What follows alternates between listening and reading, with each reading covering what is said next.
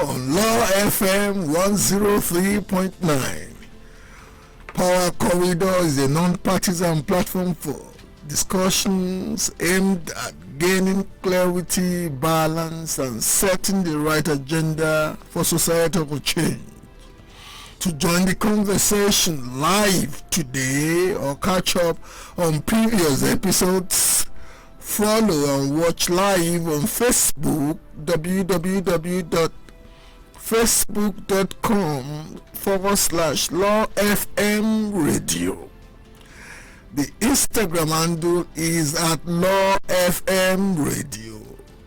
Twitter handle is at Law FM_radio. My personal Facebook page is at www.facebook.com/Gbola Gbola Oscar Bravo Alpha. My Twitter handle is at Gbola Oba Golf Bravo Oscar Lima Alpha Oscar Bravo Alpha GBOLAOBA. The studio number, should you want to call in when the program is going on live, the studio numbers are 070-322-77338, 070-322-77338, or 090-9555-1039, 090-9555-1039. Today is the 24th day of August 2022, Wednesday, 24th of August 2022. Our Nigerian proverb for today is the Hausa program. Allah made the sick cotton tree beautiful, so let the fig tree stop being angry. Allah, in his magnificent graciousness, made the sick cotton tree beautiful, so let the fig tree stop being angry. The summary analysis of few of today's major newspaper headlines are as follows. Amid strike, NANS set to conduct election on Saturday.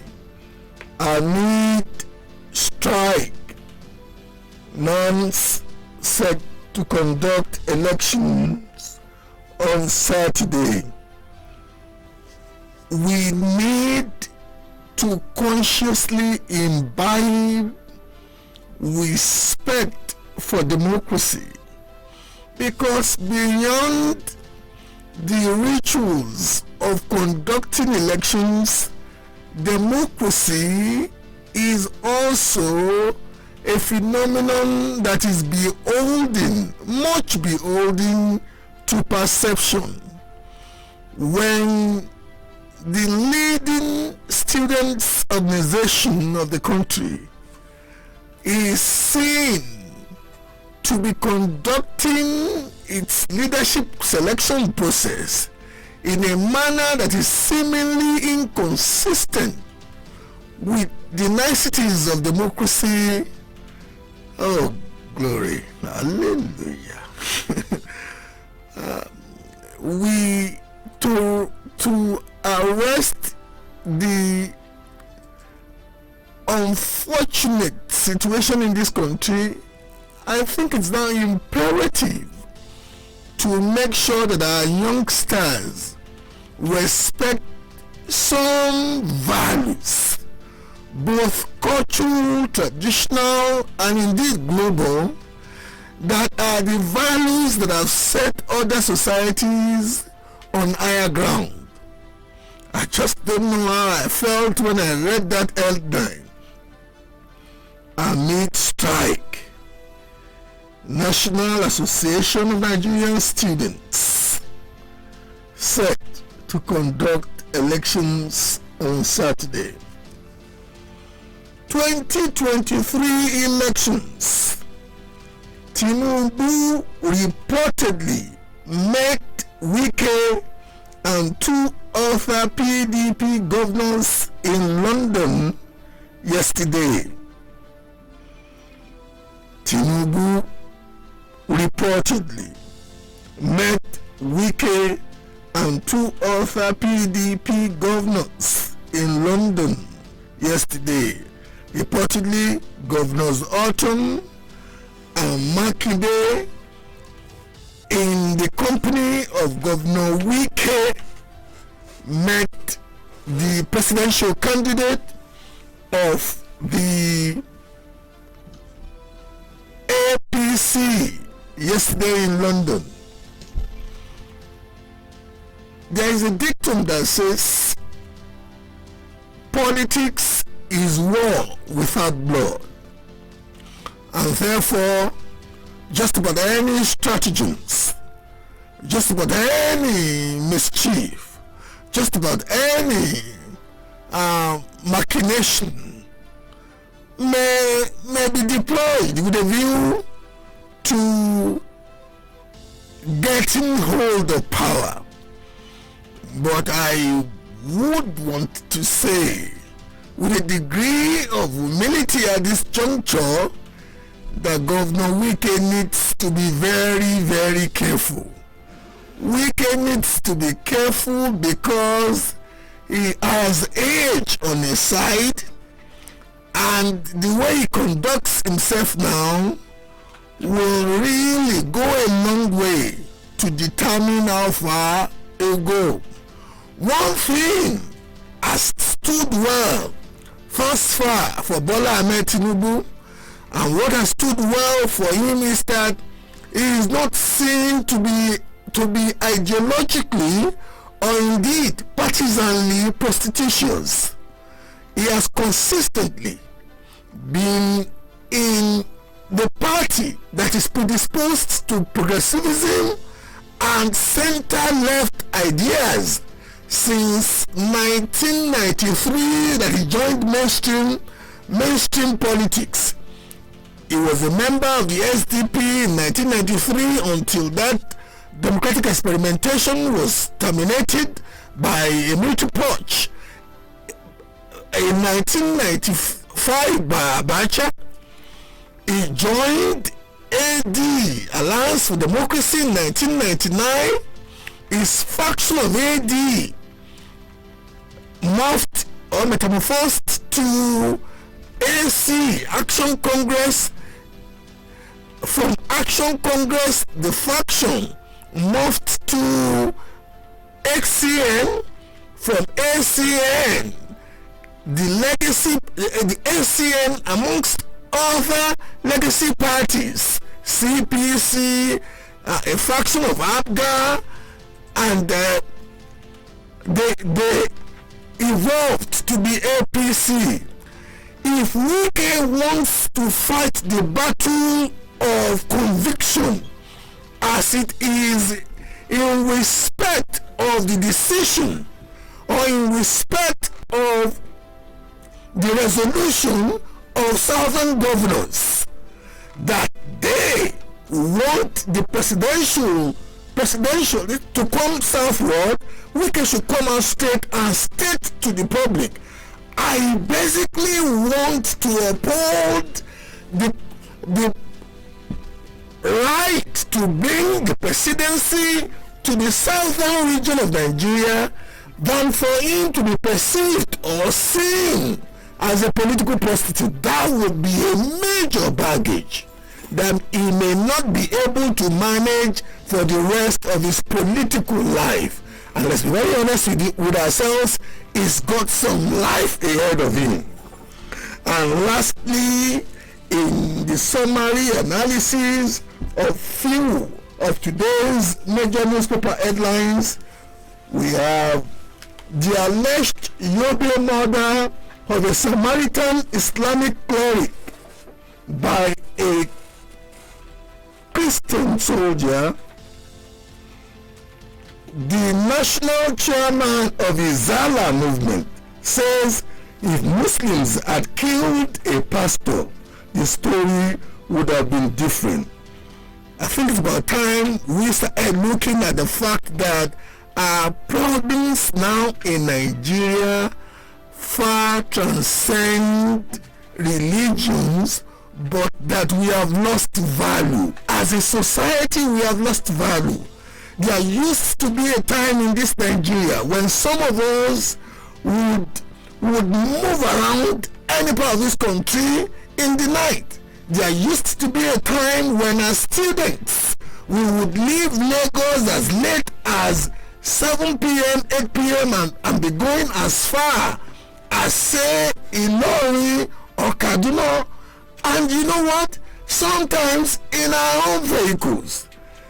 We have gotten this far because as a society we have lost value. So we should try our best to avoid making some of these issues that are far and above our religious predispositions, religious matters. We'll go on a short commercial and we'll be back with our guests today after a little historical intro as we usually do. Thank you. This is Nigeria's number one radio station. 103.9. In Africa, Chile, Nigeria.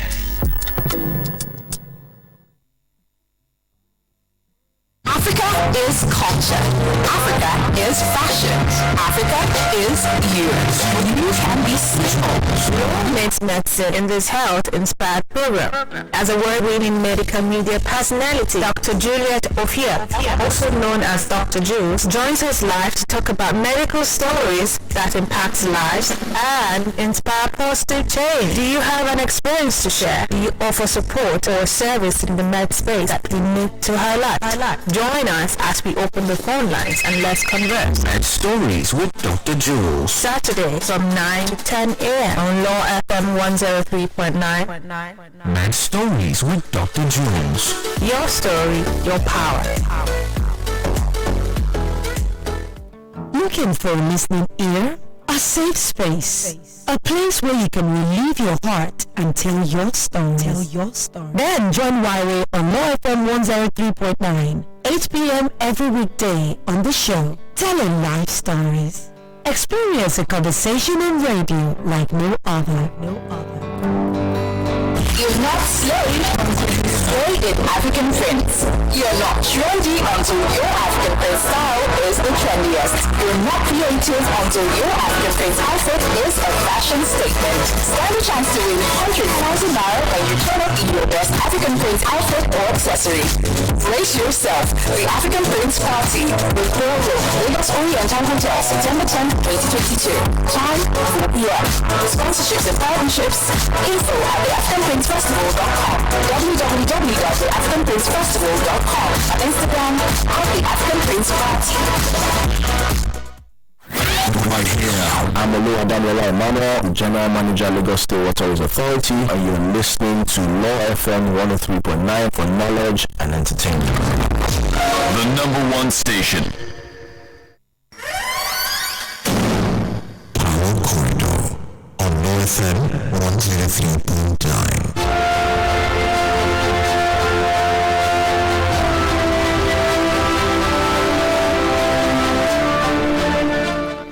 Welcome back to LAW FM 103.9, the station where the knowledge, the empowering knowledge of the law and entertainment are mixed for your edification.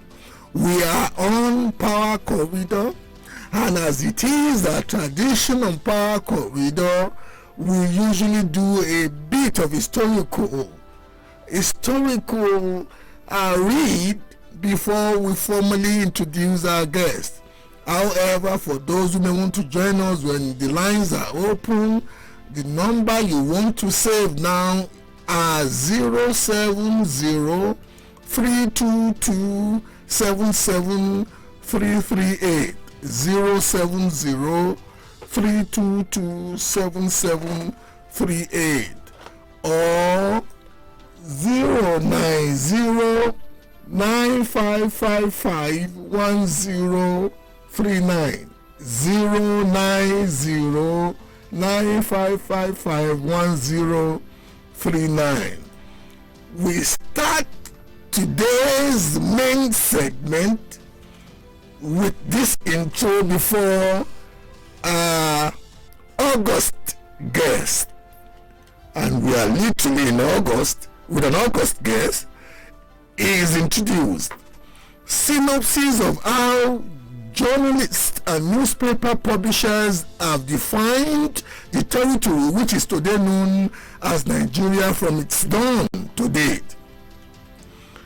As callous, arrogant, and condescending as Lord Lugard was historically reported to be, he so doted after a woman, Flora Shaw, a 19th century Woolwich Arsenal London-born journalist whom he deferred to by adopting a journalistic coinage or nomenclature, Nigeria, to name the newly amalgamated enormous colonial territory on the first day of January 1914. History also records that it was the personal liking and respect that he, Lord Lugard, had for Sir Akintoye Ajasa, albeit a lawyer, but was the first recorded indigenous Nigerian newspaper publisher of the Nigerian Pioneer, who was also said to be Lugard's confidant and a conservative supporter of the colonial government that made Sir Akintoye Ajasa to be the very first knighted British colonial Nigerian, even when the colonial office in London refused to support the creation of the first qualified lawyer, Christopher Shakpara Williams, as the knight till his death in 1915. Probably because he vehemently criticized the amalgamation of North and South protectorates on the ground that the colonial government was doing it for its administrative convenience by using the rich resources of the South to administer the less endowed North. The metaphoric fall in the flesh of the colonial government during the early colonial era of the 1920s and 30s, Adeyinka Herbert Hillas Badmus Macaulay, maternal grandson of Bishop Ajayi Crowther, trained surveyor, engineer, architect, musician, Isheshe or traditional religion adherent and pioneer nationalist, gained his notoriety through the antagonistic use of his journalistic publications, that is, pamphlets and newspaper, against colonial authorities. Indeed, on one occasion he was reported to have slandered the most senior African or British colonial Nigerian in the service of the colonial administration then, the erudite Henry Rawlinson Carr, with whom he kept a bitter personal relationship to their death. If Albert Macaulay was bare-knuckle nasty to the colonial authorities, for which, amongst other issues, he was sent to jail, his mentee and successor nationalist-in-chief, Dr. Nnamdi Azikiwe, was more the sweet and sour soup, metaphorically, to the colonial administration. The governor, Sir Donald Charles Cameron, and Lady Cameron were reported to often invite him to dinner, and he was believed by the Camerons to be a worthy friend. However, critical reportage of the colonial government's activities were commonly published in his newspaper, that Lady Cameron, on a particular occasion of the rebuke of her husband by the Colonial Office in London because of a bad report in Zig's newspaper, was said to have asked, "Dr. Azikwe, but you are supposed to be our friend," to which he was quoted to have replied, "Madam, that's how this thing works." Other famous journalists who played prominent roles as nationalists and pre-composed independence politicians were Ernest Okoli and Samuel Akisoya, the latter who later became the Odemo of Ishara in today's Ogun State, were founding members and leadership duelists of the Nigerian youth movement. The legendary Obafemi Awolowo, first leader of government, business, and premier of Western Region, Anthony Enao, who first moved the motion for Nigeria's independence, Lateef Jakonde and Olabisi Onabanjo, two legendary Second Republic elected governors, even Malam Aminu Kano, who was ostensibly a teacher, once wrote a controversial pamphlet called Kano under the armor of the native administrations in 1943. Lastly, Olusegun Oshoba and Lamadeshino have flown the journalists in governor's flag in the Third and Fourth Republic, respectively. At this juncture, I introduce the journalist larger than life as a social phenomenon who is today an icon that other journalists can point to as a socio-political mover and checker. Multiple chief indeed, Dele Momodu. Good afternoon, my brother. Good afternoon, and I'm happy to be at Law FM. This is my first time here, and this is very impressive. Congratulations. Thank you very much. The number to call when you feel you've got questions for Chief Dele Momodu. Occasionally I may be tripping to calling him Egbon, or just pardon, journalism has gone beyond, or broadcasting has gone beyond the formalities of the classroom, so I allow for that. And I know he's streaming, and we are also live streaming. That is how far technology has brought the trade.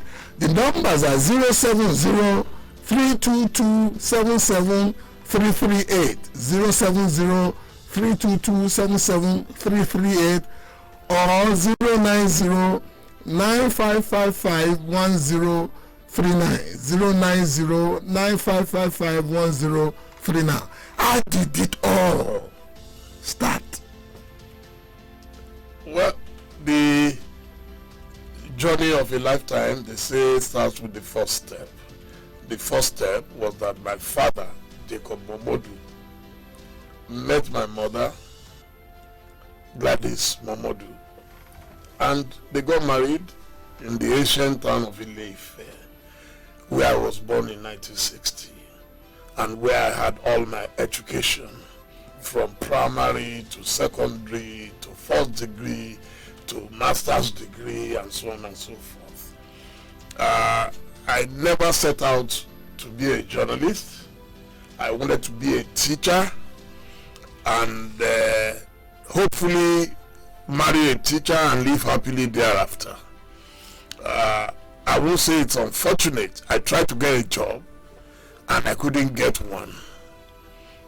And it was out of joblessness that I started trying this and that.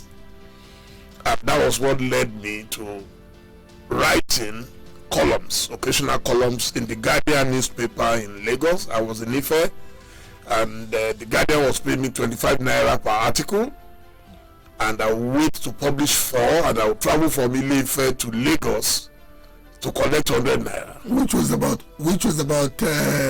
say $150 to $200, you know, if not more at that time, because I'm talking of 1988 thereabout. So in life, I like to describe myself as a child of destiny and also as a child of diversity.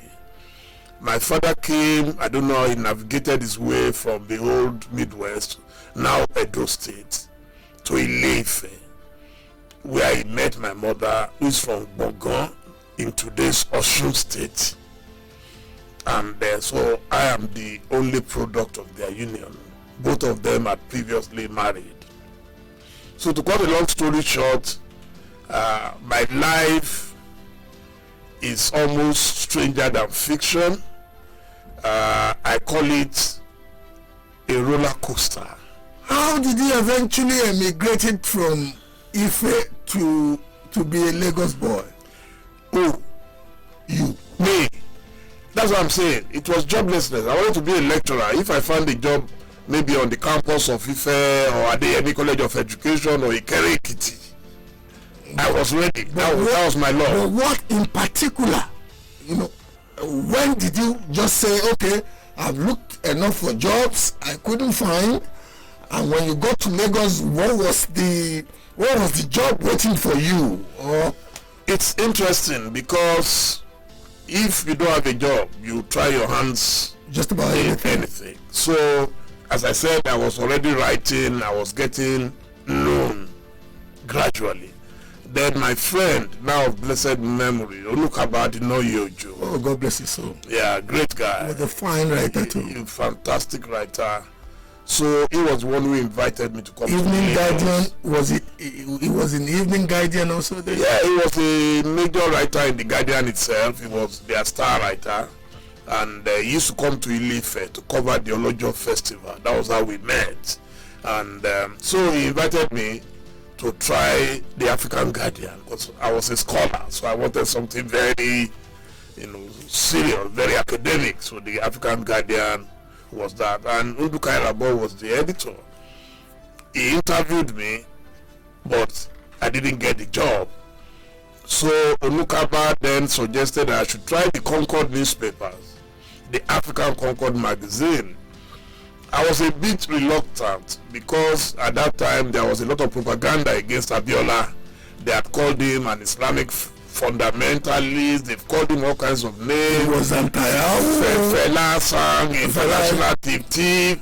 And that's why it's not good to judge people from the distance, because I never knew that destiny was waiting for me at Concord. I went to Concord that day, got interviewed by my editor, Mr. Louis Obi, fantastic editor, and he employed me on the spot. He said, "You are Dele Momodu." I said, "You are Dele Momodu? So you are not more than this." I said, "What do you want?" I said, "I need a job." You need a job? He said, "I'll give you one." On the spot. I was one out again to give me 2 weeks to go and tell my mother in Ile-Ife that I eventually got a job in Lagos. And that's how it all started. And you got to Lagos, you wanted to go into serious journalism, but something tilted you in the direction of light-hearted, not quite totally light-hearted journalism, but features writing and human angle stories. And that was the Dele Momodu that Gbola Oba got hooked on, like many other persons, and you became like the star boy that could be sent to go and unravel, indeed bring out and pry into any seemingly opaque story base. How did that all happen? Was it passion? No, or it was just God's work. You see, while I was in Ife, I had gone home with a friend of mine, Gbola Oba, one day to see his dad. His dad was the then deputy governor of the state. And while we were discussing, I couldn't have been more than 22 years old. The man was quite fascinated about my level of understanding of the political system in Nigeria. So he asked me, "Oh, so when are you graduating?" I said, "Very soon." "So what will you be doing?" I said, "Well, I don't know yet." He said, "Okay, I should come over." And that was how I became his private secretary. So through him, I started meeting a lot of people. By the end of 1983, the Buhari coup took place, and my boss was put into prison in Owo. Chief Omodu. So I used to go to our prison almost every day to see him, and of course I was beginning to meet different politicians, and so that was a preparation. After that, my next job was for the then Oni of Ife, Oba Okwadeshiju Adeolubuche II. Now you can imagine that was where I learned about political tolerance. It was the closest to Chief Obafemi Awolowo's family. At the same time, it was very close to the Shagaris and the NPN. So it taught me how not to fight for politicians, because leaders are friends, but their followers are the ones using their own heads to break coconuts. So by the time I got to Lagos, so the friends I had made along the line, I started talking to them. I had access. People say today that I'm one of the most networked Nigerians. It's because early in my life, I had that background. Chief, I think it's about time I told you that our callers are the chief participants in this program, and the calls have been coming in, but we've not been taking the calls. Just about now, we will allow people to directly engage with you by asking questions, but I think it's about time to we moved to contemporary issues. We have a caller. Good evening, caller. Your name and where you're calling from. Hello.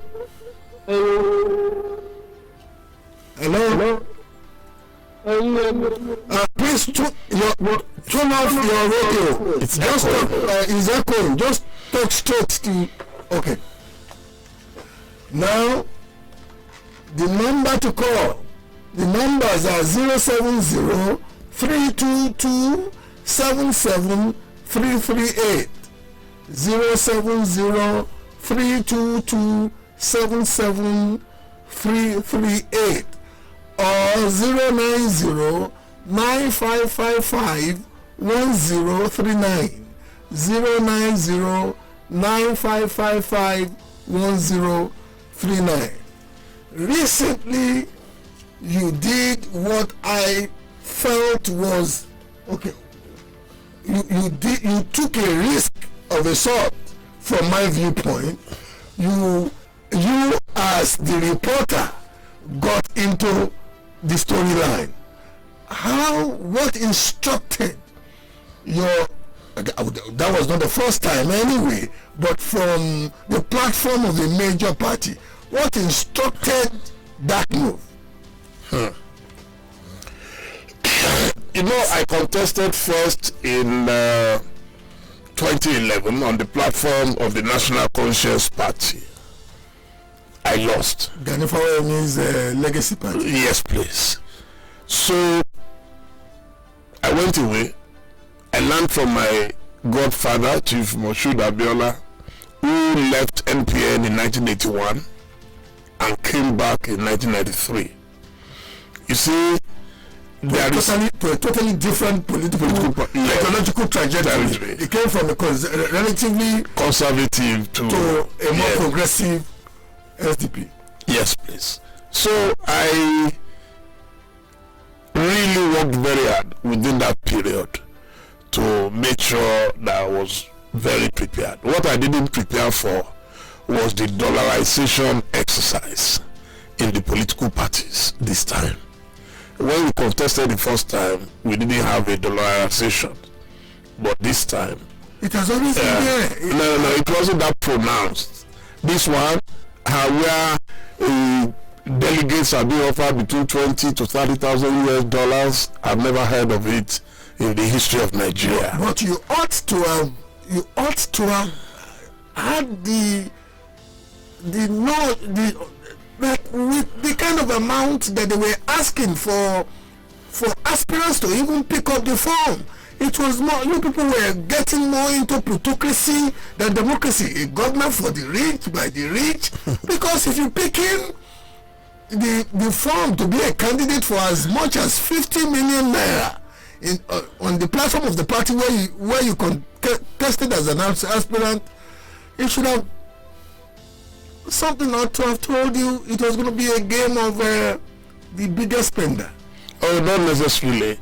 politics is usually a very expensive business. Anywhere in the world, especially even in America, people raise almost $1 billion just to run for an election. So in Nigeria, I would say because of our economic condition, that is why we are complaining, and also because we do not have a culture whereby your supporters will contribute money. If I had 1 million people give me 1,000 naira, that would be 1 billion. If I had 10 million Nigerians give me 1,000, that would give me 10 billion. Until Nigeria gets to that stage where your supporters are stakeholders who are ready to invest in the future of their country, then a lot of people will have to steal money and use that money to oppress. If there's anybody I can ask this question in view of the valid point you just made now, is if an entertainment project, I don't want to mention names now, if an entertainment project is allowing people to interactively participate and make that entertainment project get as much as, tens of billions of naira, what can people like you in mainstream politics do to excite our people and let them be the primary funding vehicle for their political aspiration?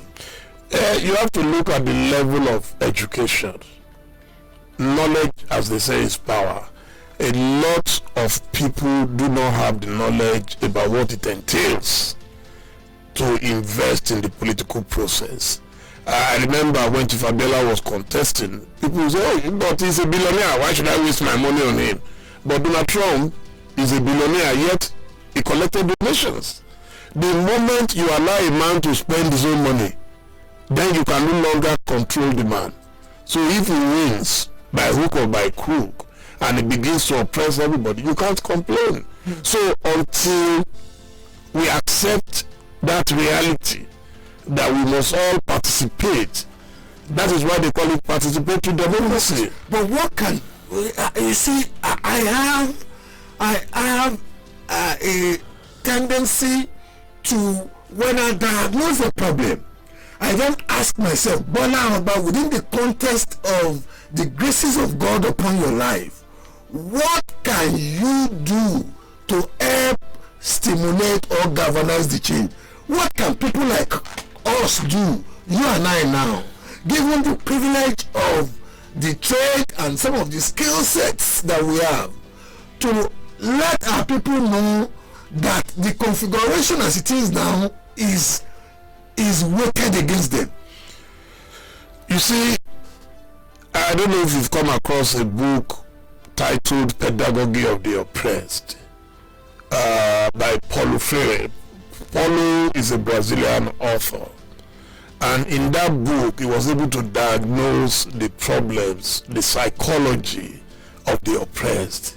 The oppressed man sometimes believes that his situation can never change. That is why people will accept 500 naira on election. Well, let me chop my own.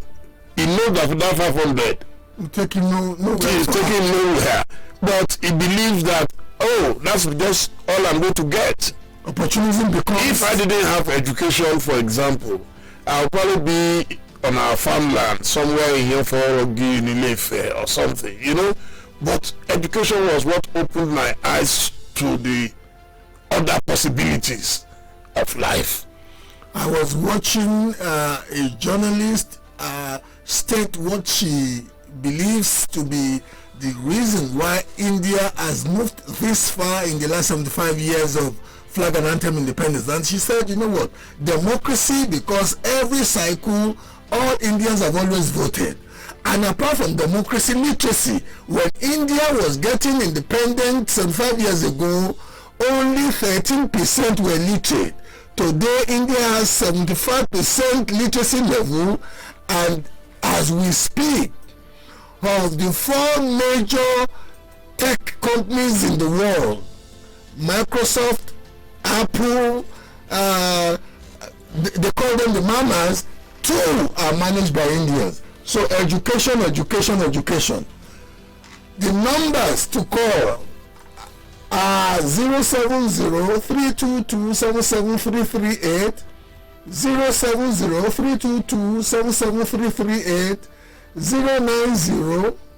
090-9555-1039, 090-9555-1039. I'll start giving priority to your calls now. I've allowed many calls to be missed. What are your thoughts? A WhatsApp question now. What are your thoughts on Afenifere's support for Labour Party's presidential candidate Peter Obi?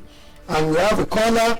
Just be taking caller. Your name, please, and where you're calling from. Turn off your radio.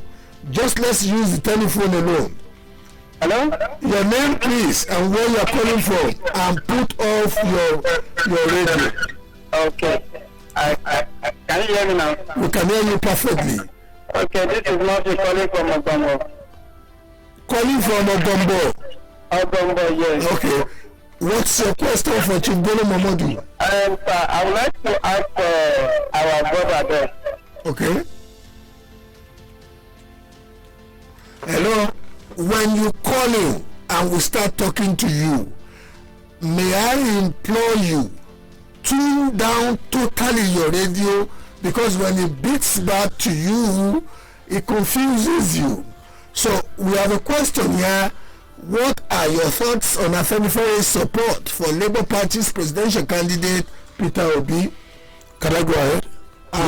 Let's take this call to join to that. Caller, your name and where you're calling from, please. Yeah, this is Alabama, sir. How are you, sir? Very well, sir. Thank you, sir. I joined you in the middle of the program, so I didn't know the person that is your guest today. Okay, listen, Alaba, listen, you will get to know the person. We are talking to Chief Dele Momodu. Please listen. No, I heard what he said. I just want to quickly to say something. Okay, go ahead. Yeah, I greet you, Chief. Good evening, sir. Good evening. How are you and your family? Very well, sir. Thank you so much, sir. My name is Alabala, sir. Yes, please. So, sir, you said something concerning the issue of monetization of our polity. So that's what arose me to do the call to you guys this evening. Yes, it's been a while that I've told or I've been telling Uncle Gbola Oba that once the likes of him have been running away from contesting in Nigerian political system, the system will remain the same. Are you getting my point, sir? Yes, sir, please. I told Egbo sometimes ago, Egbo, Nigerian politics is somehow rotten. If people like you contested election in UK, come on, operate the kind of system that they are doing there. Okay, thank you, Alaba. Thank you, Alaba. Let's let Chief Dele Momodu respond to the two issues panel. Okay, on the endorsement of Afenifere, I don't want to go into a kind of political controversy, but I will try to analyze what I believe happened, because I've met with Baba. I was with him in his house not too far from here the other day before my primary to seek his support and his blessing. Afenifere has the right to support anybody of their choice. Baba's opinion is that the Southeast had been marginalized, and that in the name of fairness, fair play, the Southeast should be allowed to produce the next president of Nigeria. Absolutely valid point. There is no question about that. But you and I know that there is nowhere in the world where these things are automatic. Not even in America. That's why it took over 200 years before the emergence of an Obama. or even before the emergence of the first female vice president. Female vice president, not even a president. No. Hillary Clinton couldn't do it. She tried. She even led Trump by over 3 million popular votes. Yet she didn't get it. But don't forget that at Ferry, there are also different voices. I met Baba in Lagos, and I met Baba Fashoroti in Akure, with Chief Olufalaye and others. And they prayed for me. They didn't tell me not to contest. So that's why I said, yes, Baba's opinion is valid, but there are those who believe that, number one, let it come to the south, and let the southerners, you have different ethnic groups, so let them decide. Okay, we have another caller who stands the best chance amongst them. Caller, your name, where you're calling from, please. Okay, good evening. My name is Charles Dele. Oh, Charlie. Good to say. I stumbled on this space. Okay. But let me say this, that you're quite loud. You and Bob G. Bob G actually said, my brother from Mama, just told him that his brother from Africa will greet him. Thank you, sir. Thank you, sir. Okay. we met recently at Dr. Kuba's birthday. You remember we took pictures together? Thank you. Yes, I remember. Thank you, sir. But let me say this. There's a technical issue I know maybe they have to fix. When the other caller called earlier, we who are listening via Twitter space, the voice actually is not audible at all, the voice of the caller. Okay. But both of you are quite Thank you very much, Charles. I don't know. Thank you very much, sir. The technical crew are listening. Yes. Thank you. Okay. So the question is this. You were talking about the adoption, in the matter of the adoption of Labour Party by the Senate. But for me, I think it's quite dicey. But when you see a social cultural organization openly supporting a platform against your, supposing the pendulum victory, the pendulum victory does not swing the way of that party, then another party comes and then preaches victory. What happens?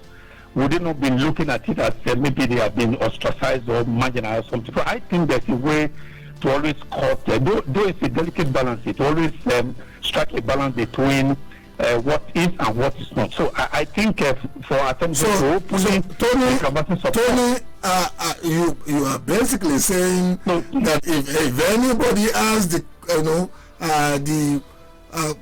confidence or conviction, that person or that group of people should not express it, because sorry, Gbola Oba, I'm not saying she don't play, but you see, there's a way to always go about this. First, I think it's a cultural organization of Yoruba people. The umbrella cultural organization for Yoruba people. You understand? So I'm sure what they intend to do is to have this handshake across the Niger over to the southeast. Yes, okay, Tony. Okay, we have to go now. Charles. Oh, sorry. Okay, Charles. Thank you, my brother. God bless you. Thank you, sir. You have anything to add to what Charles has stated, or do you have anything to add to? No, it's okay. A lot of people have expressed the same view that Afenifere should bless whosoever comes to them. But Baba had always been very vocal, very forthright. So, like I said, I'm not going to rob him of his opinion. There are voices in Afenifere who don't seem to agree with him, but they will respect an elder statesman, a nationalist like Baba. His opinion, I will accommodate and I will tolerate. Okay, we've got this for you on Facebook. Good day, sir. This is Mr. Yinka from Lekki. Please, this is my questions for our father Dele Momodu. You've interviewed a leader of IPOB, Nnamdi Kanu, severally, and also the Yoruba activist Chief Sunday Adeyemo Igboho on your platform too. Please, as a Yoruba man, did you support or believe in what Igboho and some Yorubas are clamoring for, which is Yoruba nation? That's a question for you. Well, I think it's a very straightforward answer. The reason why people are clamoring for Biafra, for Yoruba nation, for whatever nation they want, is because they are dissatisfied with the present state of things in Nigeria. Project. And Nnamdi Kanu in particular, in a video he made last year, February, just before his arrest, he said it. He said Dele Momodu is making sense to him. Because I said, if I was the president of Nigeria, I know the talents of the Southeasterners. I will turn Southeast into the technological hub of Africa, make it our own Silicon Valley. And he said, if our leader had done this, we won't be doing what we are doing. That's what I took away from his response. That look, what Dele is saying is valid. Those who are fighting for Yoruba nation, they are not mad people. They are fighting because they are dissatisfied. They don't want somebody to bring his cows on my farmland. You know, you eat my grass, eat my crops, rape my wife, kill my child. So the day you have a leader who is able to put a control valve around all these happenings, you will see that nobody is going to talk about, okay, those who are talking about Biafra, when was the last time you heard anybody talk about Biafra? Everybody is now talking about Peter Obi, that they want Peter Obi.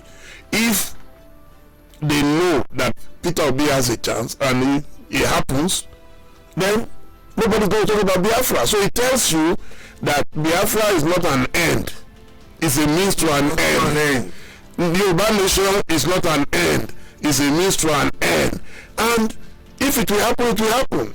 And the backdrop of your response to this question, let me also chip something in, because a major chieftain of Yoruba nation called me from England about 2 days ago and was asking me, Gbola, when are you going to start directly supporting us in Yoruba nation? And I said, you know what, I was in England for about 2 months, not too long ago, and I saw how you people were contributing money from Canada to UK to even some Asian countries, and that I did not see any project that was targeting the human capital development of Yoruba youths. I know you send money for guns, I don't mind, because it's gotten to a point where people feel people have to defend themselves. But I also want to see a parallel program for the human capital development of Yoruba youth, because at the end of the day, when you get that independence, people will not sleep under bridges. People must be able to build roads. They must be able to build houses. So the little resources I have, just also to stretch it to the young man who just called not too long ago, Alaba, I would rather use, you must have spent on your political aspiration in PDP, you couldn't have spent anything less than 100 million naira. The little fund I have, knowing that I cannot play the big league with those who have kleptocratically, built up their own forces, I'd rather put in human capital development. That's why I run my training institutes for the skills empowerment of Yoruba youths or Nigerian youths generally, and the enterprise empowerment of the youth. So everybody must not necessarily participate in partisan politics. That is my attitude. I know that ultimately we are beholden to those who rule us, but there are better ways to engage them.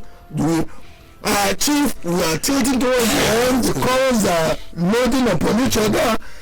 How would you want, the time does seem short when you are enjoying. How would you want to wrap it up for today? Let's take this call.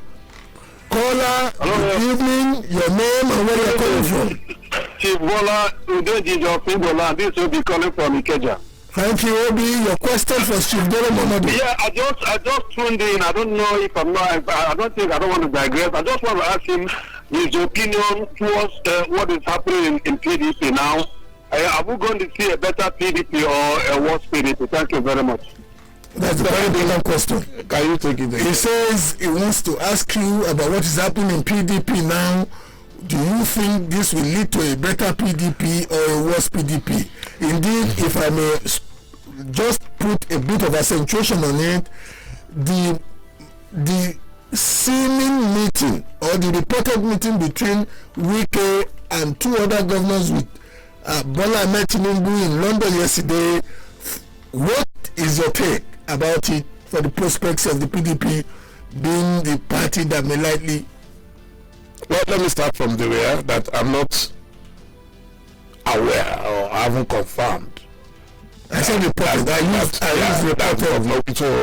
So until I have the concrete evidence, I see the pictures of them meeting in London. Then politicians meet all the time. Last week we all met at Gbola Oba's funeral in Delta State. Everybody was there. Were you at the session where some were making fun of Wike and they were saying Wike Lule? No, it was Nduka. Everybody who knows Nduka knows that Nduka is a fun guy. He's a liberal. Okay. So it wasn't anything serious. They were just having fun, having their drinks and eating their. I suppose Wike would take it. No. We can make fun of people every day, dances. I know. So that is part of politics. Even Donald Trump is fond of giving political jabs to his opponents. So at any rate, PDP will come out better, I believe. You're very confident of that? Oh yeah, in politics. Is it the partisan politics? No, politics is a game of intrigues, of drama, high drama, melodrama. I like the word melodrama. Yeah, melodrama. A few of us were talking. I just can't mention names. People are talking. We're talking. We're reaching out. You saw the statement I issued to Wiki the other night, asking him to calm down. Immediately he called me and he said, no, he's not fighting anybody, he's not, he's a reasonable guy, he's smart, he knows what he's doing, he's getting all the good attention. Chief Trust Dele me. Momodu, we really have to wrap it up. This is Power Corridor coming to an end on LAW FM 103.9. We really want to thank you for being part of this. The content that's been live streamed is on www.facebook.com/Law FM radio. I guess Chief Dele Momodu also did his own live streaming. My Facebook page is www.facebook.com/Gbola Oba. Thank you. My mother in the house, producer, manager, is Miss Waire Ofigo. Thank you. Thank you for inviting me. We should be thanking you for honoring our